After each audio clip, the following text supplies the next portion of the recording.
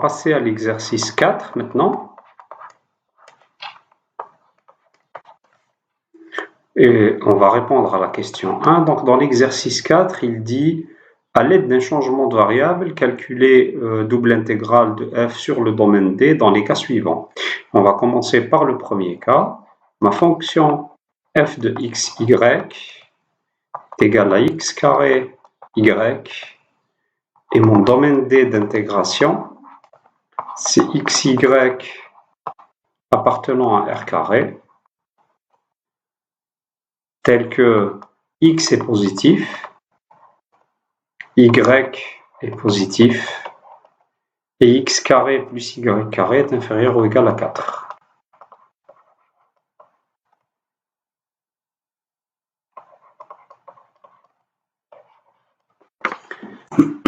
L'un des changements de variables, en fait, les plus importants qu'il faudra lire dans le polycopier qu'on vous a envoyé, en fait, ça s'appelle les coordonnées polaires. Les coordonnées polaires, en fait, pour un point, et ben, en fait, on écrit x égale r cosinus θ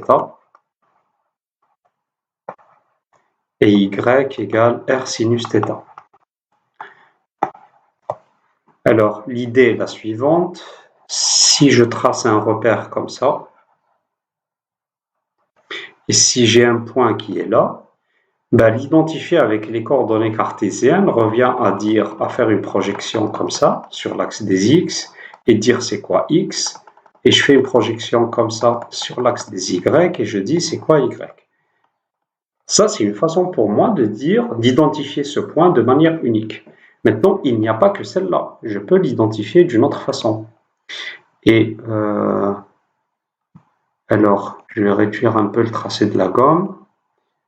Et on va effacer ça. J'ai toujours envie d'identifier le même point. OK? Mais je ne vais plus l'identifier en faisant des projections verticales sur l'axe des x, sur l'axe des y, mais en identifiant sa position sur un cercle. Alors, je suis très mauvais à tracer des cercles, mais on va dire qu'il va appartenir à ce cercle-là. Ben, si mon point, un cercle de centre 0, bien sûr. Désolé. Déjà, en fait, si vous me voyez au tableau, je ne trace pas bien au tableau. Je suis plutôt maladroit pour tracer des trucs. Et alors là, avec la tablette, c'est pire. Ok, donc mon point là, il appartient à ce cercle. Une façon d'identifier mon point de rayon unique, c'est de dire qu'il appartient à ce cercle. Si je dis qu'il appartient au cercle, ça veut dire que je connais un rayon au cercle. Donc une première information qui permet d'identifier, ben, c'est le rayon. La deuxième information qui permet de l'identifier, ben, c'est l'angle, θ. Et donc si je donne θ et je donne r, en fait j'identifie ce point. Maintenant, si vous voulez l'écrire en coordonnées cartésiennes, ben, si j'ai r ici et que je projette là, ça c'est quoi? Je ne sais pas si vous vous en souvenez, ben, ça c'est r fois cosinus θ. Et si je projette ici, ben, ça fera r fois sinus θ. Et donc les coordonnées polaires, c'est des coordonnées que vous devez connaître, d'accord? On les utilise souvent, et je vais vous dire deuxième point de cette petite explication, donc un petit rappel de cours comme ça rapide. Qu'est-ce qu'il doit faire? Comment on pense aux coordonnées polaires? On pense aux coordonnées polaires grâce à ce type d'identité. Ça veut dire si j'ai x carré plus y carré égale quelque chose, inférieur ou égal quelque chose, normalement ça en fait, ça vous fait penser à l'équation d'un cercle. Et si vous regardez ici, si vous calculez x carré plus y carré, vous avez quoi? Vous avez r carré cos carré θ plus r carré sinus carré θ. Ça, en fait, ça donne r carré. Et passer en coordonnées polaires, souvent, ça permet de simplifier ce genre d'expression. D'accord? Alors, les vidéos que je vous ai envoyées, la chaîne YouTube sur les cours d'analyse, il faudra trouver les vidéos qui correspondent à ça et les voir. Donc, la chaîne là, elle traite beaucoup plus que votre programme, et il y a votre programme parmi les vidéos de cours. Donc, de cette chaîne, de la playlist que je vous ai donnée. Donc, ça, il faut le garder en tête. coordonnées polaires, donc passage aux coordonnées polaires. Dans l'exercice, de toute façon, il vous dit on doit faire un changement de variable. Ok? Donc, dans cette vidéo, pour ne pas vous charger avec beaucoup d'informations, on va passer aux coordonnées polaires. Et quand vous faites un changement de variable, c'est-à-dire si vous passez de x, si vous passez en coordonnées polaires, vous faites ça. R sinus θ. Si vous faites ce changement de coordonnées polaires, en fait, quand vous remplacez, vous devez multiplier ce que vous avez remplacé fois R. Pour l'instant, je ne vous l'explique pas pourquoi vous devez multiplier fois R, parce que à chaque vidéo, j'ai envie juste d'injecter un seul élément nouveau. Donc là, je vais juste injecter l'idée des coordonnées polaires. Je vous expliquerai un peu plus tard pourquoi on doit multiplier par R. D'accord? Je vous fais un petit peu cette petite violence, mais bon, deuxième ou troisième vidéo, ça sera levé, donc vous allez patienter juste un tout petit moment. Ok, donc moi ce que je propose, c'est de passer aux coordonnées polaires. Je n'ai pas fini de vous expliquer les coordonnées polaires. Supposons s'il me dit x positif, y positif. Je reviens à mon idée. Donc moi, si je pose x est égal à r cosinus θ. Et y égale r sinus θ. Le θ, en fait, il appartient à 0,2 pi, parce que quand vous êtes pour parcourir un cercle, θ va appartenir à 0,2 pi. S'il me dit x carré plus y carré est inférieur ou égal à 4, ça, en fait, c'est relativement facile, parce que si je fais un changement de coordonnées polaires, je dois trouver le domaine en fonction des nouvelles coordonnées. Mais comme x carré plus y carré est inférieur ou égal à 4, ça veut dire quoi? Je vous ai fait le calcul tout à l'heure, ça veut tout simplement dire que r carré est inférieur ou égal à 4. Ok? Donc ça, c'est très bien. Le rayon étant toujours positif, ça veut dire tout simplement que R est compris entre 0 et 2. D'accord? Le rayon sera toujours positif, hein, c'est le rayon de votre cercle, donc le R, il ne sera pas compris entre moins 2 et 2, il sera compris entre 0 et 2. D'accord? C'est pas juste faire la racine de ça. Rappelez-vous, c'est un rayon. Ok. Maintenant, je dois trouver les contraintes sur θ, et les contraintes sur θ, je vais les trouver grâce à x et grâce à y. Comme le R, le rayon, est toujours positif. Donc ça, c'est toujours strictement positif.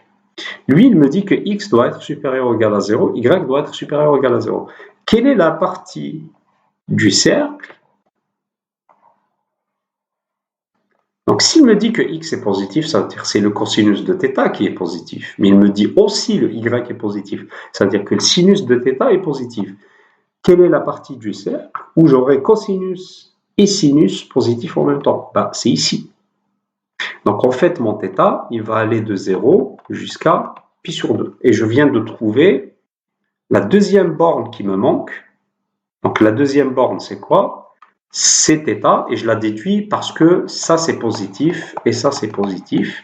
Donc comme j'ai x positif et y positif, ça veut dire que mon θ est compris entre pi sur 2 et 0. Maintenant, j'ai identifié mon domaine dans les nouvelles bornes, ça veut dire mon domaine D maintenant, ça va être les points tels que R est compris entre 0 et 2 et θ est compris entre 0 et pi sur 2. Maintenant, je peux intégrer. Donc, mon intégrale sur grand D, ici en fait, regardez, vous avez R entre deux constantes, θ entre deux constantes, vous pouvez commencer par celui que vous voulez. Je vais commencer par R, donc de 0 jusqu'à 2, et le θ de 0 jusqu'à pi sur 2. Ici, je vais remplacer, donc j'ai x carré y, donc ça sera R au carré fois cos carré θ fois R fois sinus θ. D'accord? Très bien. Donc R carré cos carré fois R sinus. Maintenant, regardez, ça c'est mon remplacement. Je vous ai dit tout à l'heure, quand vous faites un changement de variable en coordonnées polaires, il faut multiplier par R, même si je ne l'ai pas expliqué. Maintenant, j'intègre par rapport à θ, donc dθ, d de R. Ok. On va simplifier un petit peu tout ça. Donc ça fera intégrale de 0 à 2, intégrale de 0 à pi sur 2. Le R, ça va me donner R à la puissance 4, fois cosinus carré θ fois sinus θ. D'accord? Et ça donnera dθ dr. Ok? Alors, regardez, j'ai envie d'intégrer cosinus carré sinus θ. Qu'est-ce que je peux dire en fait? Je peux dire que la dérivée du cos, c'est moins sinus. On est d'accord? Et donc là, quand je vais intégrer, je vais faire ça. C'est de 0 à 2. Le R, c'est une constante par rapport à θ, donc je peux le mettre à l'extérieur. R à la puissance 4 fois l'intégrale de 0 à pi sur 2. De quoi? Regardez, je vais mettre un moins ici à l'extérieur, ou bien, regardez, je vais l'écrire comme ça. Moins cos carré θ fois moins sinus θ. dθ dr.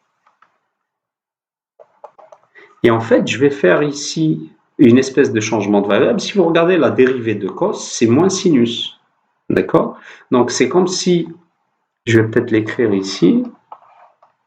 Si vous posez pour cette intégrale-là, vous dites que votre u, par exemple, c'est moins cosinus de θ, et bien du, c'est quoi? Pardon, si vous mettez u, c'est juste cosinus. Hein. Du, c'est quoi? Ben, c'est moins sinus u du. Et donc ça, en fait, je peux l'intégrer comme si c'était moins u au carré, du. D'accord?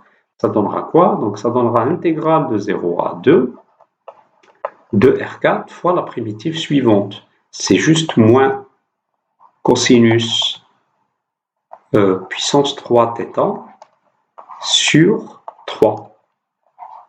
Et je vais dériver pour vous convaincre. Hein. Je ne sais pas si vous suivez ce que je fais. Regardez, essayez de dériver ça, ça donnera quoi? Ça donnera le 3 qui va descendre, il va partir avec le 3. D'accord?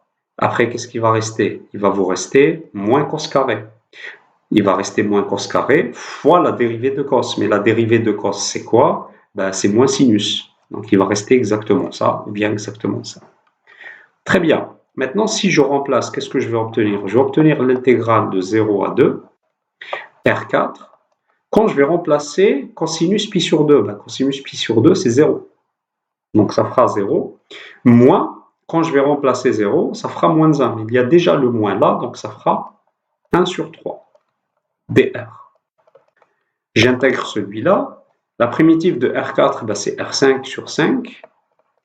Mais il y a déjà le 3, donc ça fera R5 sur 15 de 0 à 2. Et là, quand vous allez remplacer, ça fera 2 à la puissance 5 sur 15, moins 0.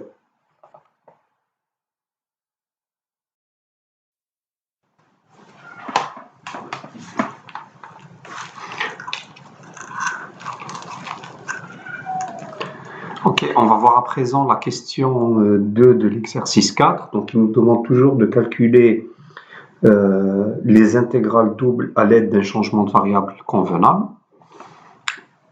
Ici, donc, on a tous les xy tels que x au carré plus y carré moins x inférieur ou égal à 0 et f de xy est égal à x. Comme toujours, dans ce genre de situation, en fait, j'essaie de déterminer un peu la forme du domaine sur lequel je vais intégrer, donc de D. Et pour ça, on va prendre donc l'inégalité x au carré plus y carré moins x inférieur ou égal à 0, et je vais essayer de l'étudier un petit peu. Souvent, ce genre d'inégalité, en fait, se ramène à l'équation d'un cercle, donc je remarque que ça ressemble un peu à l'équation d'un cercle. Je vais sortir donc le centre et le rayon. Comment je fais pour sortir le centre et le rayon? Bah, x carré, en fait, je dois écrire ça comme somme de deux carrés. J'ai x carré moins x, et ça, je dois l'écrire sous forme de la somme d'un carré. Alors, ça me donne quoi? Ça me donne... Je dois me poser la question, qu'est-ce que je dois mettre au carré pour avoir x carré moins x? Et je dois mettre x moins 1 demi au carré. Donc, si je fais x moins 1 demi au carré, qu'est-ce que ça va donner? Ça va donner x carré moins 2 fois x fois 1 demi, donc ça me donnera le moins x qui est là, plus 1 sur 4. Mais le plus 1 sur 4, je ne l'ai pas, donc je l'enlève. Donc si j'écris ça, c'est juste, j'ai écrit x carré moins x. Je rajoute mon y au carré, ça c'est inférieur ou égal à 0. Et ça me permet d'avoir quoi? Ça me permet d'avoir x moins 1 demi, le tout au carré, plus y au carré, inférieur ou égal à 1 sur 4. En fait, si je regarde ça c'est quoi?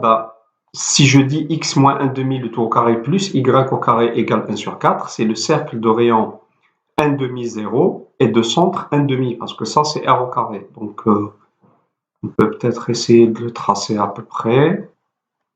Donc si je dis que ça c'est mon 1 demi il est là, donc mon centre on a dit c'est x égale 1 demi, y égale 0, donc il sera là, et le rayon c'est r égale 1 demi. Puisque j'ai dit ça c'est mon 1, donc le cercle ça sera ce cercle-là.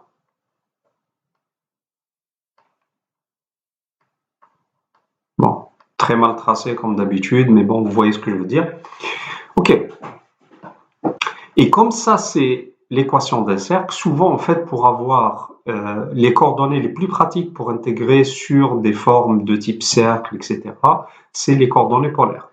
Sauf que les coordonnées polaires, si vous mettez r cosinus θ, r sinus θ, vous êtes, votre centre c'est l'origine, sauf que là mon centre c'est 1 demi 0. Et en fait, qu'est-ce que je vais faire? Je vais faire une sorte de translation et je vais poser x moins 1 demi y. Donc x moins 1 demi, ça sera r cosinus θ. Et y, ça sera r sinus θ. Pour ne pas vous tromper ici, faites juste une projection. Hein. Si un point est là, d'accord? Si vous projetez ici, qu'est-ce que vous faites? Vous projetez, vous allez multiplier par cosinus. Si ça c'est r, donc ça c'est r fois cos. Et ça c'est r fois sinus. Ok, donc mon r il va varier d'où vers où? Mon r, sa plus petite valeur, puisqu'on a dit ici c'est inférieur ou égal à 1 sur 4 qui est r carré, la plus petite valeur de r c'est 0, et la plus grande valeur de r c'est 1 demi. Donc ça c'est les valeurs. Mon θ, qu'est-ce qu'il fait? Il parcourt tout le cercle. Donc θ sera compris entre 0 et 2π. Très bien. Donc, rappelez-vous également, ça je ne vous l'ai pas expliqué lors de la dernière vidéo, mais pour l'instant il faut l'appliquer. Quand vous passez en coordonnées polaires, vous multipliez votre fonction par r. En fait, ça correspond à faire un changement de variable avec des dérivés. Mais je l'expliquerai normalement quand je vous ferai la question 3. Ok, donc x égale moins 1 demi égale r cos θ, y égale r sinus θ. Un tout peut-être dernier truc à faire, ça veut dire que x c'est quoi? C'est 1 demi plus r cosinus θ, et y c'est toujours r sinus θ. Très bien. Alors, on va remplacer. Donc, moi je veux calculer double intégrale sur d de f de xy dx dy. Ça donne quoi? Double intégrale. Si je mets r ici, ça sera de 0 jusqu'à 1 demi. Et θ, ça sera de 0 jusqu'à 2π. Et donc, comme j'ai mis ici de 0 jusqu'à 2π, donc je vais intégrer en premier par rapport à θ et en dernier par rapport à r. Maintenant, je remplace. Mon x, je vais le remplacer par quoi? Par sa valeur. 1 demi plus r cosinus θ. Mais on a dit, quand je remplace et que je fais un changement de variable en coordonnées polaires, je dois multiplier par r. On va essayer de simplifier un petit peu. Ça fera quoi? Ça fera 0 jusqu'à 1 demi, intégrale de 0 jusqu'à 2π, de quoi? De r sur 2 plus r cos θ. dθ dr. Ok, ça me donne quoi? Je vais commencer par intégrer par rapport à θ. Vous pouvez faire l'inverse ici, hein, sauf qu'il faudra inverser là également. Alors, on a r sur 2. Si je l'intègre par rapport à θ, ça me donnera R sur 2 fois θ, parce que R c'est une constante. Maintenant, j'intègre R cos θ par rapport à θ. Le R c'est une constante, donc je vais mettre, il va juste être multiplié. Et la primitive de cos θ par rapport à θ, ben, c'est sinus tout simplement. Donc ça sera plus R sinus θ. Et ça, en fait, ça varie de 0 jusqu'à 2π. dr. Ça donnera quoi? Donc de 0 jusqu'à 1,5. Maintenant, je vais remplacer. Si je remplace θ par 2π, ben, ça donnera 2π fois r sur 2, donc ça donnera πr. Moins, je vais remplacer la valeur quand θ est égal à 0, ben, ça donnera moins 0. Plus, maintenant je vais remplacer ici. Si je remplace par 2π, ben, sinus de 2π c'est 0. D'accord? Donc, ça sera 0 moins, si je remplace par 0, sinus de 0, c'est aussi 0, donc moins 0. Et tout ça, c'est dr. Ça donne quoi? Ça donne donc intégrale de 0 jusqu'à 1,5 de pi r dr. Maintenant, je peux intégrer. Primitive de pi r par rapport à r, ça donnera pi r carré sur 2, de 0 jusqu'à 1,5.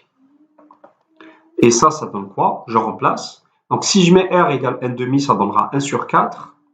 Que je divise encore par 2, ça donnera 1 sur 8. Donc, ça donnera pi sur 8. Moins, quand je remplace par 0, ça fera 0. Et donc, le résultat, c'est pi sur 8.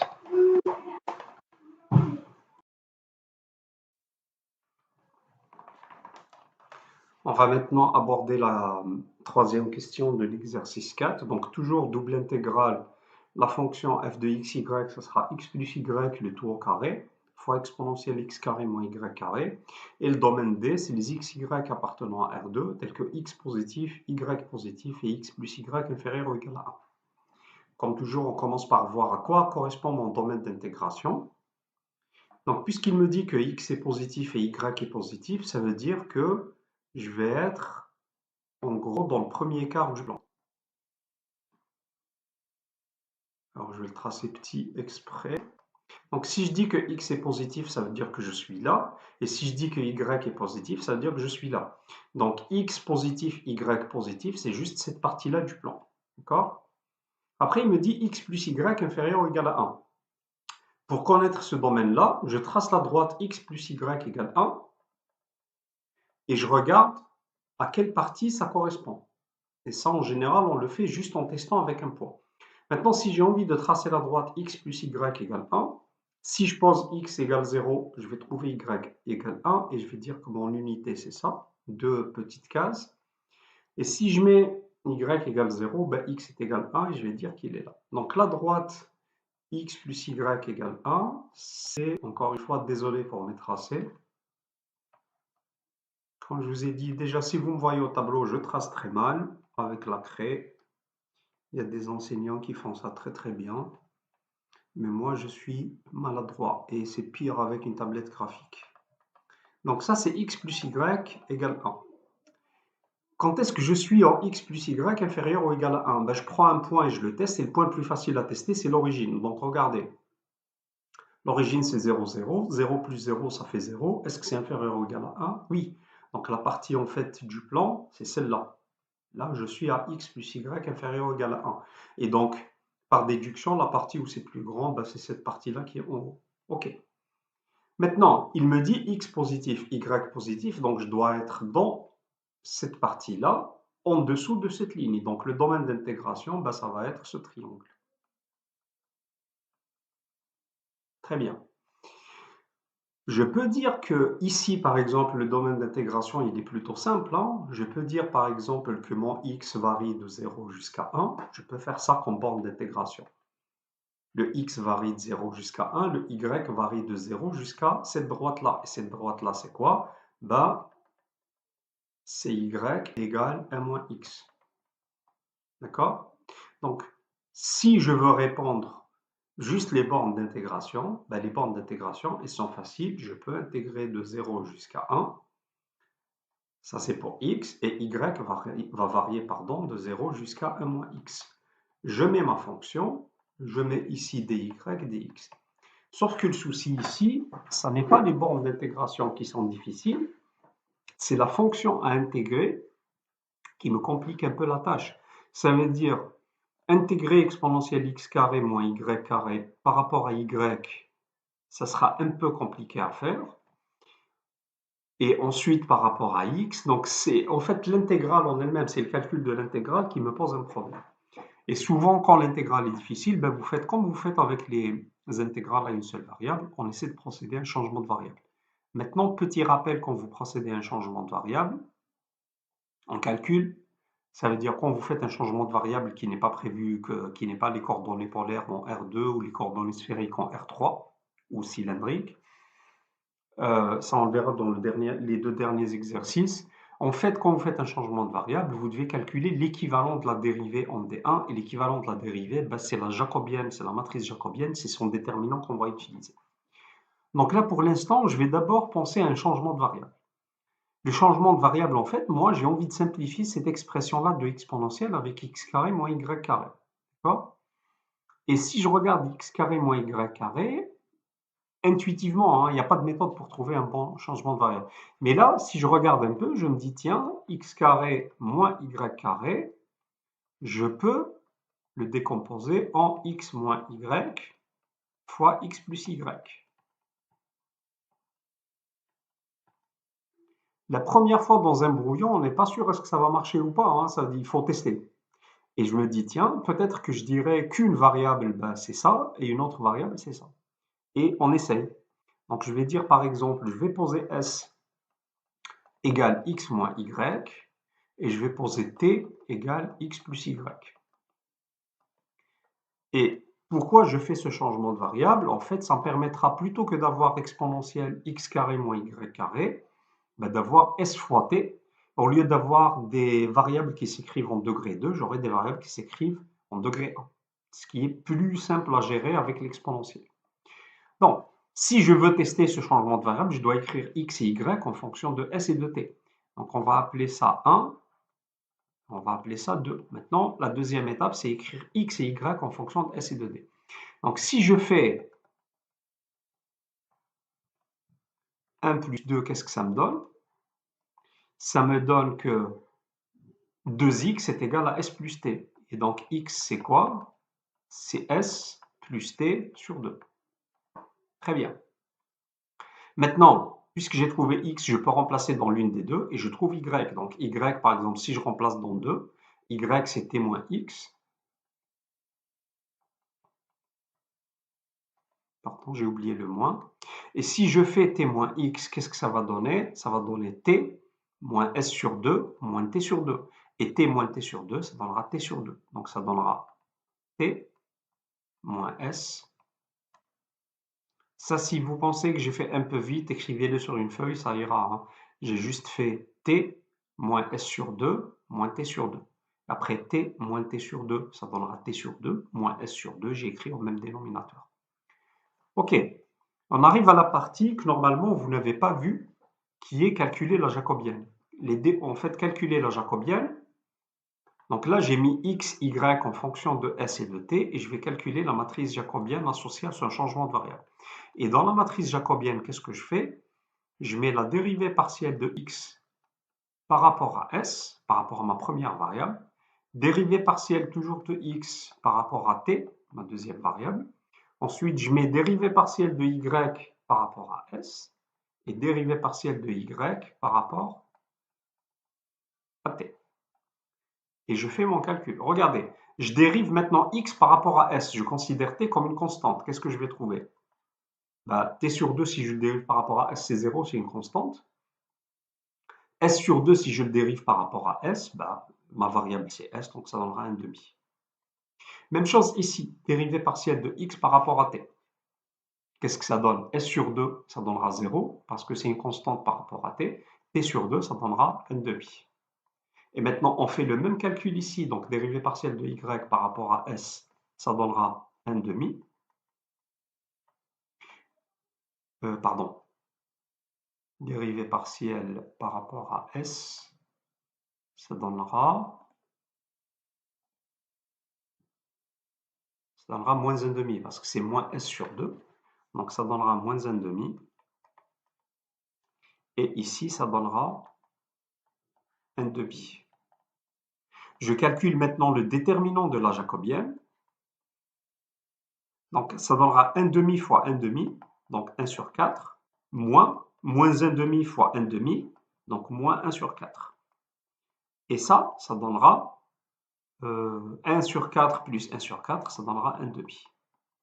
Et quand vous faites un changement de variable, le changement de variable que vous proposez en fait, il faut calculer sa matrice jacobienne, ou calculer son déterminant, et vous prenez en fait ce déterminant-là en valeur absolue, bon là c'est positif, vous prenez ce déterminant-là en valeur absolue, vous le remplacez dans votre intégrale. C'est pour ça que je vous dis par exemple l'histoire de R cosinus et R sinus, quand vous passez en coordonnées polaires, pourquoi vous multipliez par R? Regardez, je vais rajouter une page. Donc ça c'est un petit encadré à part pour vous expliquer pourquoi je multiplie par R et on reviendra à notre intégrale. Si vous dites par exemple, moi je pose x égale R cosinus θ. Et ensuite vous dites, je pose y égale R sinus θ. Et vous dites, je fais mon changement de variable. Ben, théoriquement, vous êtes obligé de calculer la jacobienne. Et ici, la jacobienne, c'est quoi? Des rangs x sur des rangs r, des rangs x sur des rangs θ, des rangs y sur des rangs r, et des rangs y sur des rangs θ. Très bien. On calcule ensemble. Hein. Je dérive x par rapport à r. Qu'est-ce que ça donnera? Ça donnera cosinus θ. Je dérive maintenant r cosinus θ, qui est x, par rapport à θ. Donc le r, c'est une constante. La dérivée de cosinus, c'est quoi? C'est moins sinus. Donc ça donnera moins r sinus θ. Maintenant, je fais la même chose pour y. Je dérive par rapport à r. Ça donne quoi? Ça donne sinus θ. Je dérive par rapport à θ. Qu'est-ce que ça donne? Ça va donner r cosinus θ. Maintenant, on fait le calcul du déterminant. Ça donnera ça fois ça. Donc r cosinus θ fois cosinus θ, ça donnera r cos carré de θ, moins, donc sinus θ fois moins r sinus θ, donc ça donnera moins r sinus θ au carré. Et ça donne quoi? Ben, ça donne r fois cos carré plus sin carré, et ça donne r. Sauf que les coordonnées polaires, c'est des coordonnées classiques connues, donc ça, en fait, vous allez le faire, en fait, ça a été fait dans le cours, et dans un examen ou dans une application, vous avez le droit, si vous passez en coordonnées polaires, de multiplier directement par R sans faire tout ça. Parce que ça, c'est des changements de variables, on va dire, classiques. Mais si vous faites, maintenant je reviens à un autre exercice, si vous faites un changement de variable qui n'est pas classique, par exemple celui-là, là vous êtes obligé, parce que ça c'est pas prévu, en fait vous êtes obligé de calculer vous-même le déterminant de la matrice jacobienne. Donc quand vous posez votre changement de variable, vous faites votre calcul. Ok. Alors, je vais effacer le calcul, je vais juste garder le fait que le déterminant de notre jacobienne, je vais l'écrire quelque part.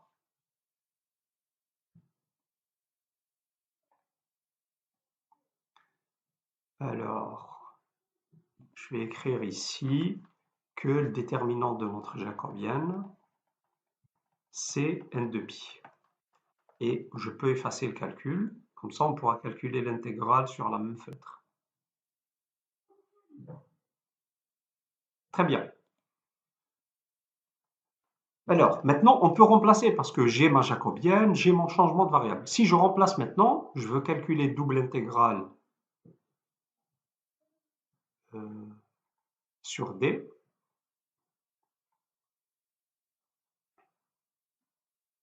De f de xy dx dy.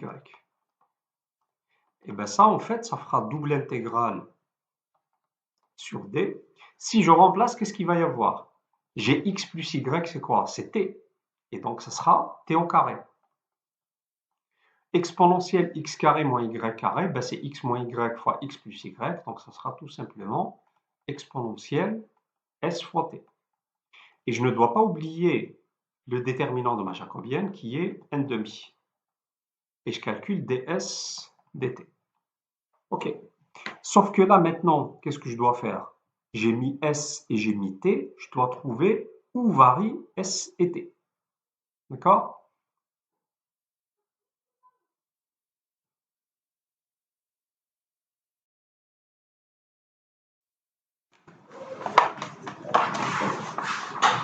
Comment je fais pour déterminer les bornes d'intégration? Ça veut dire sur le domaine. Ici, peut-être que je devrais le noter d' parce que ça n'est plus le même domaine vu que j'ai changé de variable. En fait, je vais juste remplacer ici. Comme je sais que x est positif, y positif, x plus y inférieur ou égal à 1, je remplace. X, c'est quoi par rapport à y? Ça me dit que S plus T sur 2 est positif. Il me dit également que y est positif, donc je sais également que T moins S sur 2 est positif. Et dernière information, il me dit que x plus y est inférieur ou égal à 1, donc x plus y, c'est t, donc je sais que t est inférieur ou égal à 1. D'accord? Et j'essaie en fait de sortir à partir de ces trois-là des informations. Mon objectif, c'est quoi? C'est à partir de ces trois inégalités. Donc s plus t sur 2 positif, je peux juste écrire s plus t positif. T moins S sur 2 positif, je peux écrire tout simplement T moins S positif. Et T inférieur ou égal à 1, je vais le laisser comme ça. OK. Regardez. J'ai le droit, en fait, dans les bornes d'intégration, on a dit ou bien j'écris une des deux variables entre deux constantes et la seconde, en fait, entre deux expressions de la première pour avoir un domaine qui me permet l'intégration.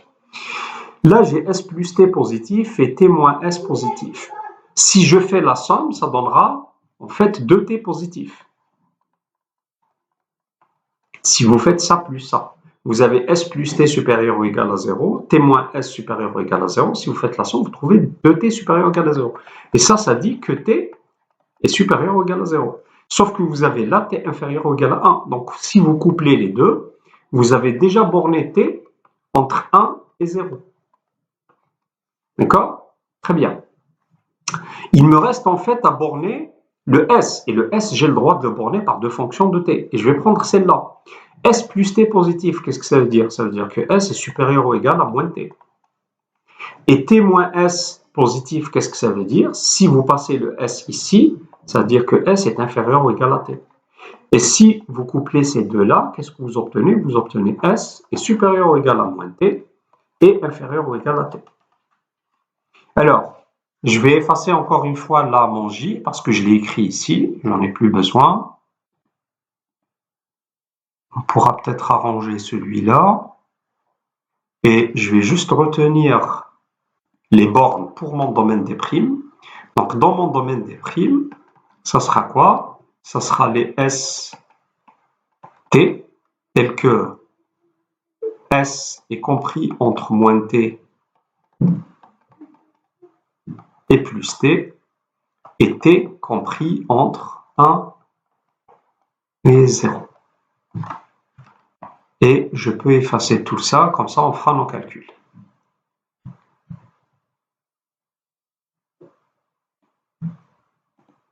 J'espère que cette façon de faire ne vous déstabilise pas trop, mais moi, bon, comme j'ai besoin de ces coordonnées-là pour remplacer et tout, c'est pas très commode de tout écrire sur la même feuille. Ok, donc là, en fait, ds, dt, j'ai mon expression intégrée, j'ai mon domaine, je peux procéder au calcul. Donc, ce double intégral-là, là, par contre, j'ai pas le choix. Donc, je dois commencer par t qui est compris entre 0 et 1. Donc, je dois intégrer de 0 jusqu'à 1. Ensuite, j'intègre par rapport à s de moins t à t. Mon expression, j'ai déjà remplacé. Donc, c'est t carré exponentielle s fois t. Le 1,5, je vais le mettre ici. Et là, je mets quoi? Je suis obligé d'intégrer la première fois par rapport à s et la deuxième fois par rapport à t. Ok. On commence par intégrer par rapport à s. Je dois trouver la primitive de cette fonction-là par rapport à s. Ça, c'est une constante. Donc, ça sera 1,5 t carré. Quelle est la primitive de exponentielle st? La primitive de exponentielle st par rapport à s, c'est la fonction telle que quand je la dérive, je vais trouver exponentielle st. Et donc t, c'est une variable. Et en fait, la primitive de cette fonction, c'est exponentielle st divisé par t. Alors, on prend un petit moment pour expliquer ça. Regardez, si vous dérivez ça, ça vous donnera quoi? Ça vous donnera dérivé de ce qu'il y a à l'intérieur par rapport à s qui est t, donc le t va descendre. C'est pour ça qu'on doit diviser ici, fois cette fonction lui-même. Donc, le t, s'il sort ici lors de la dérivation, il sera simplifié avec le t, il vous restera exponentielle st. Ok, ça, je dois l'intégrer de quoi à quoi? Je dois l'intégrer de moins t jusqu'à t. tt. Là, vous avez une simplification, donc je vais effacer un petit peu. Donc, je vais éliminer le t et je vais effacer la puissance. Maintenant, on remplace. Ça donne quoi? Ça donne l'intégrale de 0 jusqu'à 1. Je vais remplacer par t. Regardez, ça donnera 1 demi t exponentielle t au carré.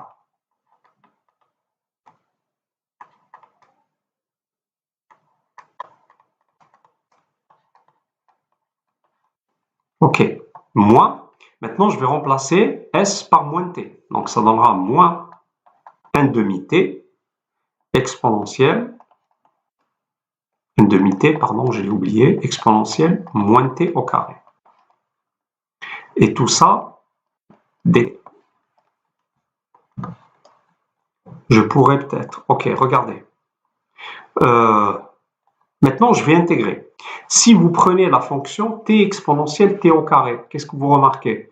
Vous remarquez que si vous dérivez, alors on va peut-être le faire, hein. Calculer la dérivée, je vais juste vous expliquer quelque chose pour pouvoir intégrer rapidement. Calculer la dérivée de exponentielle t au carré. Qu'est-ce que ça donne?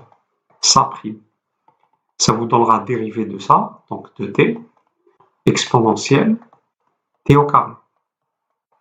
Et si vous calculez la dérivée de exponentielle moins t au carré, ça vous donnera juste moins 2t exponentielle t au carré. Donc là, en fait, ça a une constante près, d'accord? Il y aura une petite constante à sortir. Ça a une constante près. En fait, c'est juste la dérivée de exponentielle t au carré.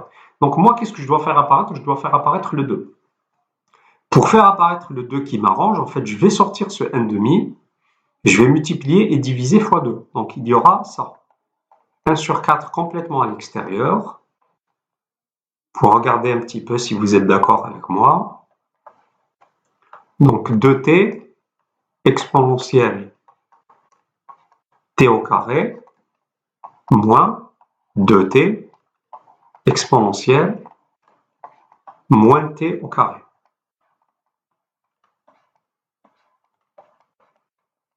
Si vous distribuez le 1 quart, vous allez retrouver 1 demi, 1 demi.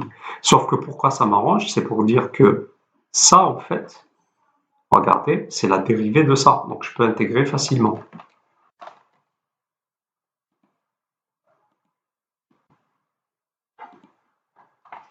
Ok, si je veux intégrer, ben, je vais mettre 1 sur 4 ici. Et regardez, là, ça fera quoi?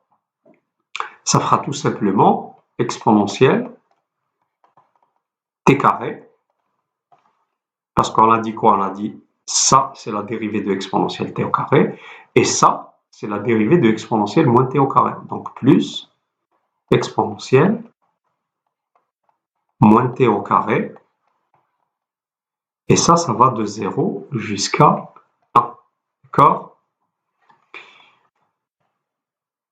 Bon, je vous laisse peut-être terminer le remplacement. Ça donnera un truc qui n'est pas trop compliqué. Ça donnera 1 sur 4 fois e, parce que là, quand vous allez mettre 1, plus 1 sur e, parce que ça sera exponentielle de moins 1.